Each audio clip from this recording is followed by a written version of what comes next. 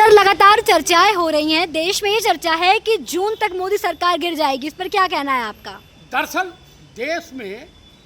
देश को आर्थिक रूप से इतना पंगु बना दिया है माननीय प्रधानमंत्री श्रीमान नरेंद्र दामोदर दास मोदी की सरकार ने। बनारस के लोग कहते हैं कि कोई आया था गंगा का लाल बनकर, रह गया गौतम अड्डानी और मुकेश अंबानी का दलाल बनकर। ये गौतम अड्डानी को बचाने के लिए अमेरिका से अपने जो है भारत का एक ट्रेड डील किया, जिसमें किसान, छोटे मझोले उद्योग, जो बिजनेसमैन हैं, सब बेमौत मर गए। और कुल मिलाकर के मैं यही कहूँगा कि जो है वफा की राह में आशिक की ईद होती है, खुशी मनाओ ऐ मेरे हिंदुस्तान वालों। माननीय नरेंद्र दामोदर दास मोदी की सरकार में भारत देश की अर्थव्यवस्था शहीद होती है। तुमने उसे पसंद किया था, उसके कत्ल करने का हुनर देखकर ऐ हिंदुस्तानियों क्यों परेशान हो रहे हो अपने परिवारजनों का पतन देखकर। अभी सोशल मीडिया पे खबर चल रही है कि सेंट्रल बैंक ऑफ इंडिया को बेचने के फिराक में है मोदी सरकार, क्योंकि घाटा पूरा नहीं कर पा रहे हैं। और उसके साथ साथ एक नई ईस्ट इंडिया कंपनी का निर्माण होने जा रहा है, जिसमें गौतम अड्डानी और उसके जो यहाँ पे वायसराय होंगे, गवर्नर जनरल नरेंद्र मोदी होंगे, अमित शाह होंगे, तमाम स्टेटों में इस तरह की। आप मुझे बताइए, 22 लाख 23 लाख बच्चों के भविष्य के साथ आपकी सरकार खिलवाड़ करती है।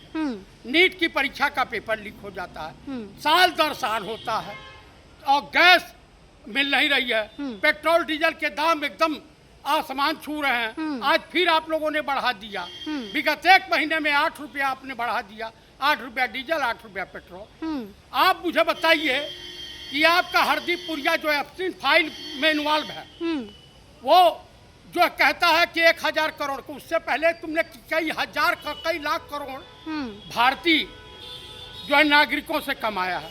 आप मुझे बता दीजिए कि जब बाहर से तेल या गैस आता है तो तुम श्रीलंका और बांग्लादेश अड्डानी के मार्फत आधा उधर भिजवा देते हो। हाँ। भाई देश की पूर्ति कैसे होगी? तो माननीय नेता प्रतिपक्ष राहुल गांधी जो कुछ भी कर रहे हैं वो सत्य साबित होते जा रहा।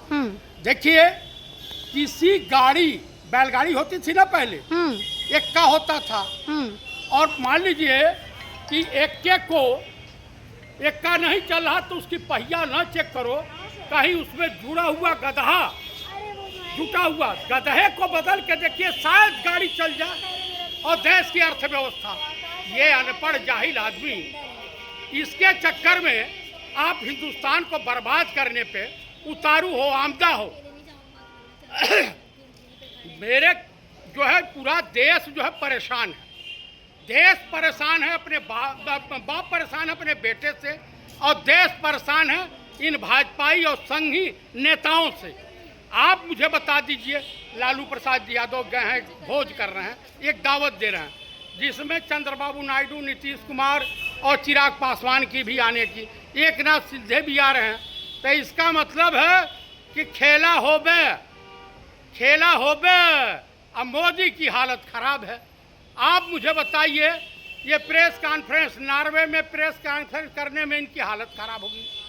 आप मुझे बताइए, इटली में 2,88,000 बिलियन डॉलर का जो करार समझौता हुआ था, मिस मेलोनी ने उसको जो है खत्म कर दिया, जो है एकदम समझौता को रद्द कर दिया।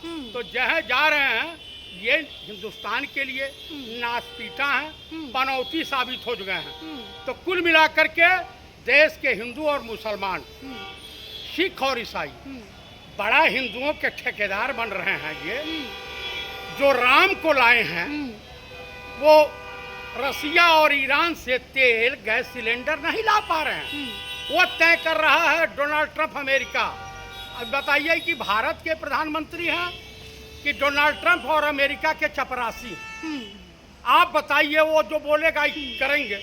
इसका मतलब उसके पास इनकी कोई ऐसी गुप्त जानकारी है जिसे उजागर कर देगा, ही नंगा हो जाएंगे। तो नंगे को क्या अमेरिका नंगा करेगा? ये तो पहले ही से नंगा है। ये आदमी प्रेस कॉन्फ्रेंस को फेस नहीं करता, ये सिर्फ बकरोली करता है, झूठ बोलता है और बाहर जाता है विदेशी माल चावले। तो कुल मिलाकर के मैं देशवासियों से आपके चैनल के मार्फत अपील करूंगा, कृपया इस चैनल को अधिक से अधिक मात्रा में देखें, लाइक करें, सब्सक्राइब करें और उसके साथ साथ आप लोग इस भाजपा और भाजपाई दगाबाज नेताओं से सावधान रहें, नहीं तो ये आपके बच्चों को अनपढ़ और जाहिल बना देंगे। क्योंकि मूर्ख लोगों को शिक्षा से कुछ लेना देना नहीं, विश्वसनीय ज़्यादा समझे जाते हैं। तो शिक्षा जरूरी है, किसी भी राष्ट्र के विकास के लिए शिक्षा अति आवश्यक है। और ये शिक्षित नहीं रहने देना चाहते हैं भारत के नागरिकों को, हमारी युवा पीढ़ी को, हमारे आने वाली जनरेशन को। ये जनरेशन बर्बाद करने वाले लोग हैं और देश का कहीं कोई विकास नहीं हुआ। ये विनाश पुरुष है उमा भारती के जो है शब्दों में। और सुब्रमण्य स्वामी तो इनको कह रहे हैं कि भाई CIA के एजेंट हैं। मैं नहीं कह रहा हूँ, सुब्रमण्य स्वामी कह रहे हैं। और महिलाओं के बारे में यह भद्दर टिप्पणी करते हैं। तो भाई जो जयो बोगे बोया पेड़ बबूल का तो आम कहाँ से हो, दूसरे के ऊपर उंगली उठाओगे तो तुम्हारे ऊपर उंगली ऑटोमेटिकली उठेगी। इसी के साथ जय हिंद, जय भारत।